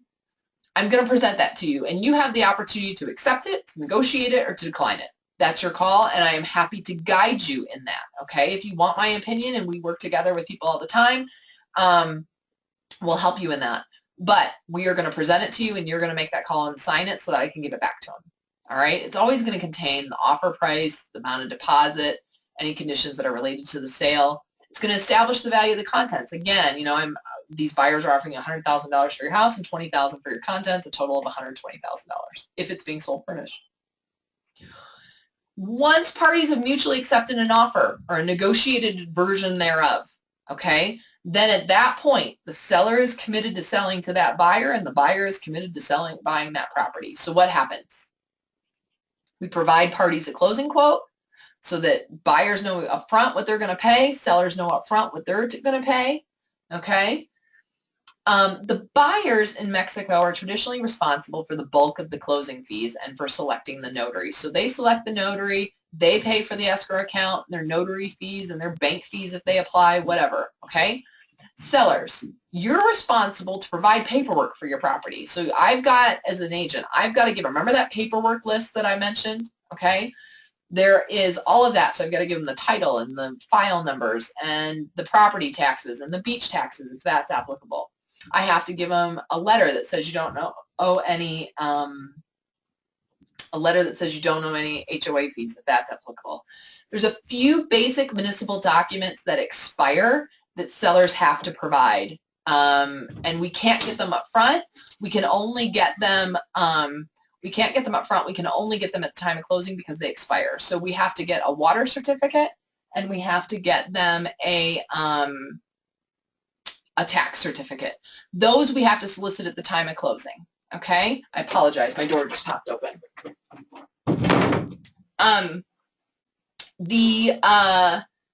Aside from those municipal documents that we have to get at the time of closing, all right, you will pay your ISR tax if you owe it. We went through that. We'll give you the quote, you know, at closing, but you'll be responsible for whatever that is, or hopefully you've exempted and you don't owe a thing. If you have, go back to our discussion about sometimes there's some paperwork that needs to be cleaned up because you've added square meters to your property and we need to deal with that at the time of sale. We've got to register that change. If something on your side about preparing your paperwork for sale has to happen, that would be part of your fees. The buyer isn't going to pay that portion, right? They're going to commit to pay for whatever it is to register it from the correct point forward, okay? So there might be a portion of fees there.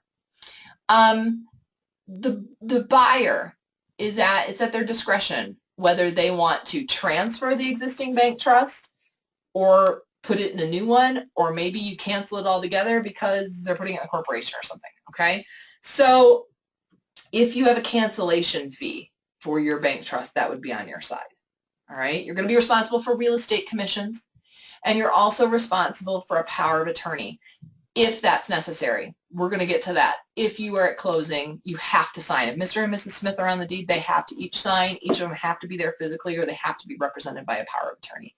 So if you need to have a power of attorney done, then that might be an issue. Once everybody's comfortable with quotes and we move forward, then the buyers are going to put a good faith deposit into escrow. Okay, we're going to talk about escrow accounts in a minute. But usually, depending on how the offer is set up, a traditional offer say buyers are putting money into escrow, they're committing to buy it. That deposit is non-refundable unless for some reason there's a lien or something that's not disclosed and the title can't be transferred, then the buyers would get their money back. Otherwise, unless the title is non-transferable, that buyer is committed and they're putting up that money and it is non-refundable in that account, it would be paid to the seller if they decide to back out for any other reason. Okay, and in exchange, the seller is going to pull their property from the market and not take any other offers during that period of time. Escrow accounts. We use escrow accounts. You must use an escrow account as a seller. You should, I say must, but you know, quite technically the transactions can transpire where buyers pay you directly, okay? But for a buyer especially, all right, buyers are typically going to open escrow accounts. You know, nothing, tens of thousands of dollars are going to transfer hands without pending a closing, okay? So typically they're not going to pay you directly. They're going to put it into an escrow. That's going to protect buyers and sellers, everybody's money. Sellers know that funds are available when they close, so, you know, that's to your advantage. You're not signing at the notary and hoping that the check's in the mail, okay? So they protect both parties. We're going to use them. Escrow accounts are in U.S. dollars. They're located in USA banks. They are licensed and insured escrow accounts. To note, notaries and attorneys in Mexico are not licensed and bonded to hold trust accounts. So you can't pay them as a third party. You either have to use an escrow service, which is through the U.S., or you're looking at direct payments. Okay, and we really, really discourage anybody from direct payments. I don't want to be involved in a sale where somebody's giving somebody 50 grand and walking away and coming back in 3 months and hoping for the best, okay? So we use escrow accounts. What happens with those accounts, just like any other closing you've ever been to at home, there's a letter of disbursement at closing that says divvies up what every party gets out of that pot. The other thing, let me go back to escrow accounts. Remember that capital gains tax is due at closing. This is really helpful because you can pay it right out of that disbursement letter and not have to front any of those funds, okay, like it used to be. So way, way easier to use escrow. A formal purchase contract is going to be drafted by the notary and signed by the parties. So we have the offer to purchase, we've taken it to the notary, the buyer's committed to selling, he's put that good faith deposit in. Now the notary is going to draft a formal purchase contract that's legal and binding and commits those parties, and they sign. The due diligence happens. So the notary has to do the title search. And while they do that, they're going to place a hold on the property tax ID number. They're going to go into the public registry and say, we've got a sale transpiring on this property. What does that do? It prevents sellers from setting up multiple closing and collecting a bunch of good faith deposits from people, okay? Because the minute that happens, those notaries are going to go into a title search and go, wait a minute. This is on sale at another notary office, okay? It holds that property ID number. It keeps people from committing fraud. It keeps people honest. They do the title search, make sure there are no liens. The buyer is, notified that the property is free and clear to close. At that point, the banks get involved, and the banks either close, transfer, or open up their buyer's new trust. Okay. To do that, the banks have to send off to the government. So this can take a few days to several weeks to happen, and it's kind of out of everybody's hands. Everybody's waiting on the government. Okay. Here is the thing that I try to educate both my buyers and my sellers about. I understand, and it's very frustrating to try to plan a closing because generally you're coming down from somewhere else. And here's what's so frustrating about it as an agent. Because the banks don't get involved until everything's free and clear and they can solicit that permit to the government, and then that process goes off and they don't know how long it's going to take. When the bank comes back, literally we could probably close the next day. Usually the notaries have the paperwork, the final paperwork that you're going to sign, but say one business day to finish that up. But the problem is that you have buyers and sellers that are likely not present and have to make travel arrangements, okay? So this is where, back at the offer stage, we're going to talk about what each party needs as far as notice time to get down there. Once the nod is given that the transaction is ready to close, generally parties can agree to be there in 2 weeks or a 30 days time, and that way it gives everybody enough time to get there. Okay. The problem and the frustration, and I understand it, is people go, but my plane tickets, they're going up every day. I know. But I can't, as an agent, guarantee you a date until the bank gives the nod. And when the bank gives the nod, we can close tomorrow. And you're like, geez, but I can't say for sure. So I don't want you to come down and spend a plane ticket and get here. I mean, worst cases, I've had people do that, knowing that if they get down there and they miss their date, they're going to, while they're there, have to get a power of attorney lined up to sign on their behalf because they're not going to be there. And they're going to miss the closing. Okay?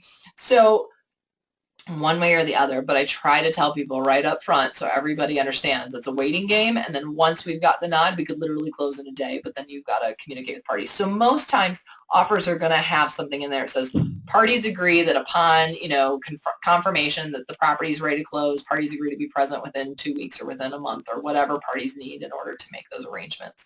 I understand it, especially when people are working, it can be difficult. It means short-term plane tickets. It means not a whole lot of notice. I get it. I can't do anything about it. It's just the way it is. Okay? Closings. We're finally to closing. Okay? It's exciting. You're getting your money. You're selling your house, right? All title holders, so anybody on the title, listed on the title, has to be physically present to sign or represented by a power of attorney. Now, I'll also tell you there's a caveat to that. If you are married, all right, in Mexico, the law says if you're married and you're Mexican, you can do separate property or joint property. If you're married and you're a foreigner, you have, if Mrs. Smith bought it and there's a Mr. Smith, they both have to sign, okay? So even if they're not on title. So that doesn't happen often, but I mention it because that is a situation where there's people that have to sign that aren't even on title, okay? If you're married, your spouse has to sign even if they're on title.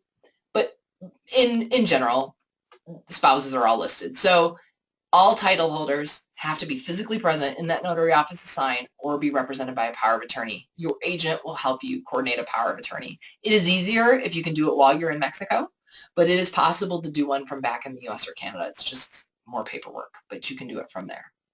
The parties sign.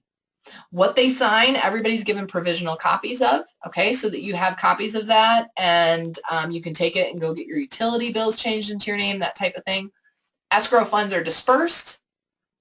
Keys and the possession of the property are granted to the buyers. It's their house now. The notaries, the banks, the real estate agents all file disclosures of this sale. This is something that's happened from a money laundering law that went into place a couple of years ago.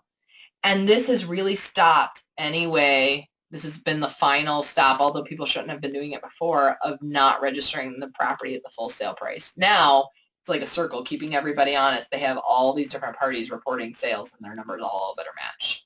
Okay, and you have to provide the receipts where the payments were made. Okay, so it is no longer possible to underreport the sale purchase price of a property. Not that it should have been done before. People ask me how long this takes. Even with bank trusts, I've had it happen as quickly as 2 weeks. That was a miraculous thing. We were ready to close in 2 weeks.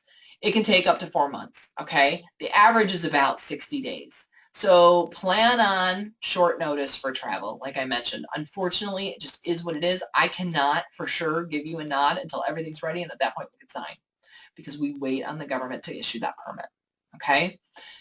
Now, it's closed. You think you're done. There's one final step. This is my step, okay? And it is required. It's important.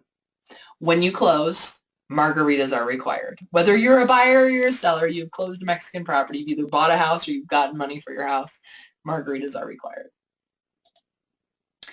All right. I've walked you through the sale process. I am happy to help you. If you need help finding an agent in your area, contact me. If you're interested in Porter real estate listings or vacation rentals or more of these webinars that we do, clearly I'm happy to help you there as well. That is my website, okay? We record these and we do post them to the blog, and we also post them on our website. So if you need some direction on where these get posted to go back and watch them again, they'll be up there. I write a blog. It's called the Porter Morelos blog, or portermorelosblog.com. If you're interested in real estate in Porter Morelos, subscribe. It's over on the right-hand column. You put in your email address, it sends you an email, you have to confirm, then you start getting things in your inbox when we post. We do town news. Even if you're not interested in Porter Morelos, I talk about changes in laws and things there and make announcements. So I have a lot of people that follow it that aren't necessarily interested in Porto, but they like getting those other updates, okay? For instance, an update would be that we announced, let me go back, have I exempted another property within the last 3 years? Well, a couple of years ago, this was 5 years, okay? It was once every 5 years. Now they've updated it 3 years. When that happened, I made a post about it, okay? And that would have affected anybody in Mexico. So that would be an example of a change that I would have announced that would be, applicable even if you were, looking at a different area. This is a whole webinar series that we're doing this year, okay, through 2017. I'm doing Buying Mexico again. I just did it last week. We're going to keep doing that one. Finding Your Paradise, that's those initial questions that people have about retiring and working and investing. How does all that work? That is up on the website, okay? We're in Selling in Mexico. You have learned tonight that you need a permanent resident visa. If that is the case and you are interested in that so that you can take those tax advantages,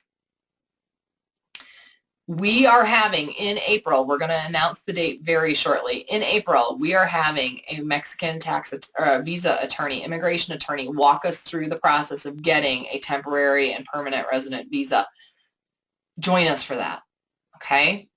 We're also going to be doing considerations for U.S. owners and considerations for Canadian owners. You buy a property in Mexico. What do you have to do at home? What do you have to report? What are your obligations there? So we're going to talk about that. We're also going to set up one about Mexican corporations. For those of you that are interested in owning a company in Mexico, we're going to have a session on that.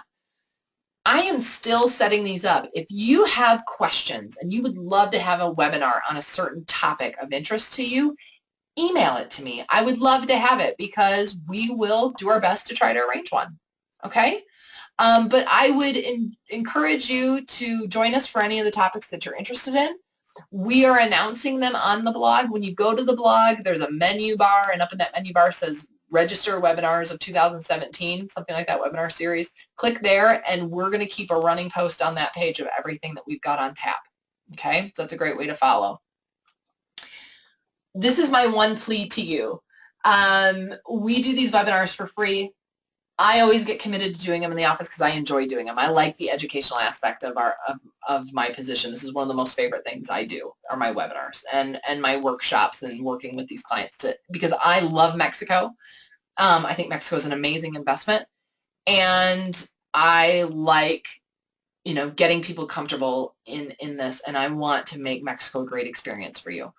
So if you have found this webinar helpful, I ask you for one huge favor. I ask you to share it, okay? A lot of you guys found us through Facebook groups or something like that. Go back on and give that feedback on those Facebook groups. It is infinitely helpful in helping us promote this webinar series and get more people to join. Not just because, obviously, if you're interested in pouring rails, I end up benefiting from that, but beyond that, I want to spread the word about how to safely invest in Mexico and confidently invest in Mexico. And to do that, we have to get that information out to people. Contact me, okay? Here are my contacts. You've got my website, you've got my blog address, but there's my email. Feel free to contact me with any questions that you have. All right, and with that, I'm going to go over to these chat boxes because you guys have asked me a few questions that I want to go back to. So one person asked, is not having a rental property a negative in PM? So here's what I would say. There are people that rent their properties for vacation rentals, and there are people that don't, okay?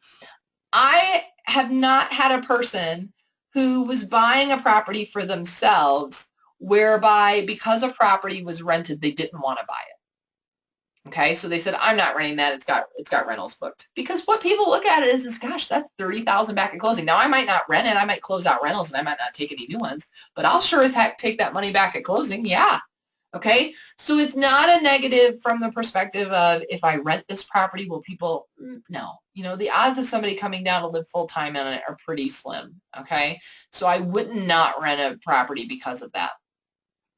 If you have a property and it doesn't have a rental history, I also don't think that's a negative, okay? People will consider that. Now, some people will say, I want a property with rental history, but when it comes down to it, Port of Morelos does not have year-round rentals, okay? It's got 16 to 20 weeks a year. We're not talking about a huge amount of rentals.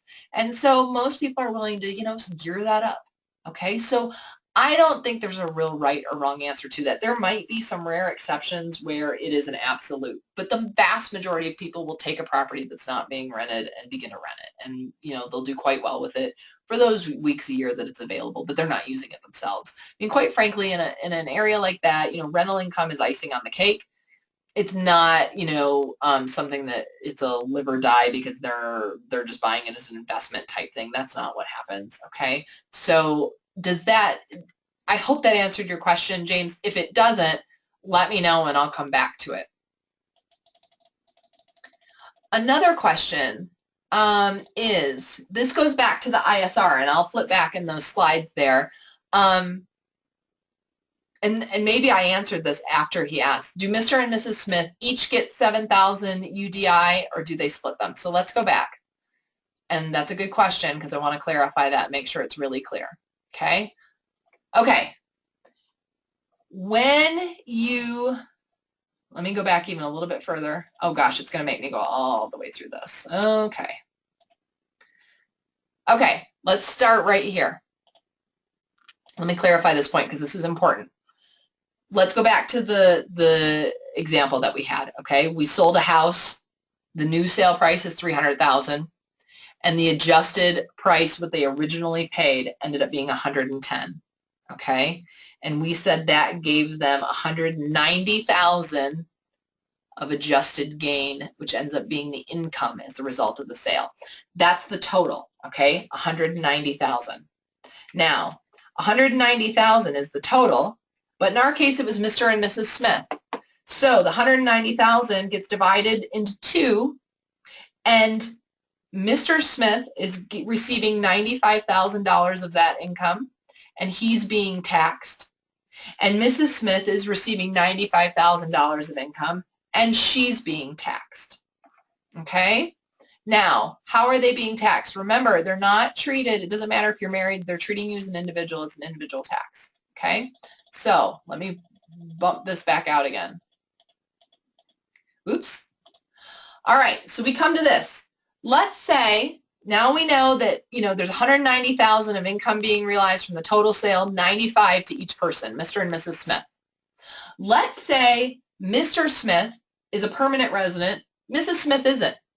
Okay, so Mr. Smith, he can answer yes. He hasn't exempted any properties in the last 3 years, say, okay? So then he qualifies for his exemption. He can receive, as an individual, up to 700,000 UDIs, which is approximately, as of today, 4 million pesos, okay? So the question is, did Mr. Smith receive more than that? Is the income, his portion of the income, he got $95,000, which is under 4 million pesos and under 700,000 UDIs. So did he receive more than that threshold? No. So Mr. Smith pays nothing. He is exempt. He keeps his 95,000 and isn't taxed. Okay? Mrs. Smith, she's not a permanent resident. Let's say she doesn't have a card or she's just a temporary. She stops right here. Are you a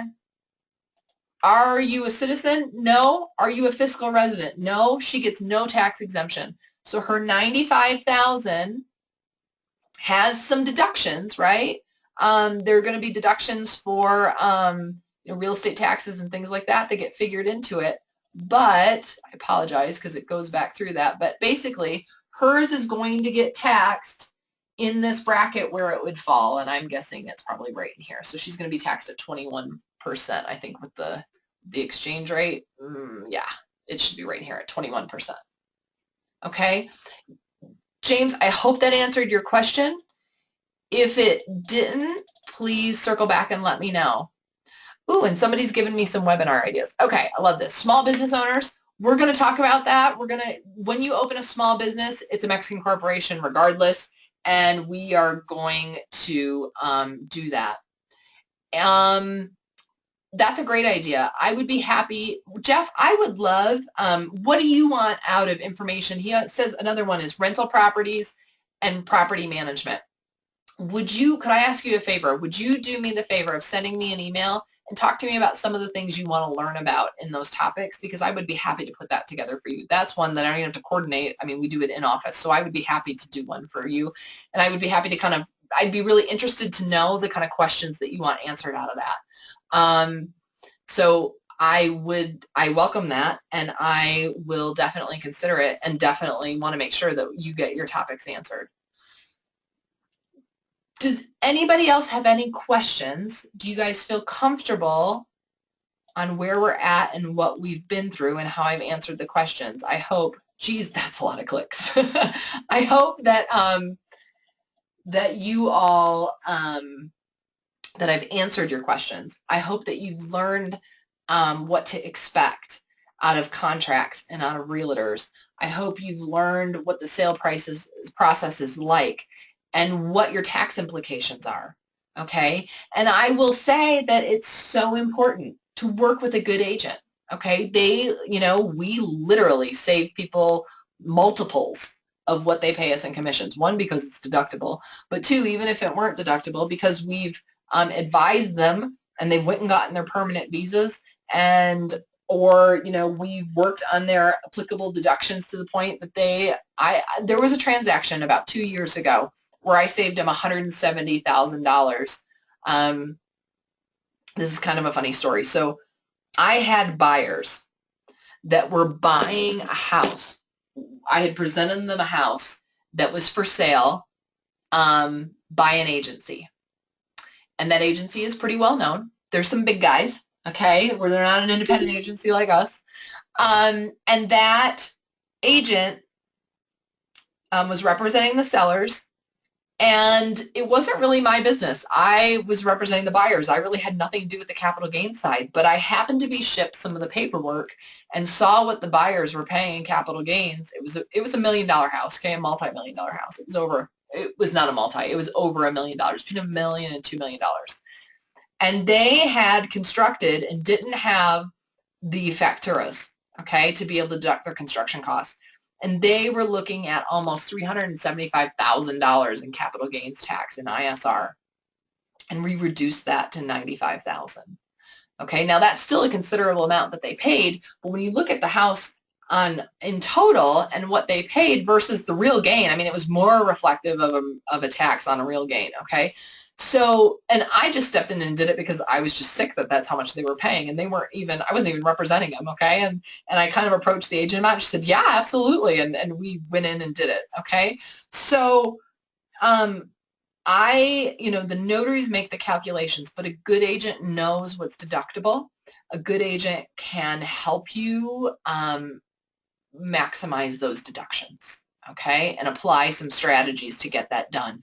So I can't encourage you enough to use an agent who's capable of doing that, and use an agent who can talk to you. If they can talk to you intelligently about this process, I will tell you that you might, if you feel like you know more than them, look for another agent, okay?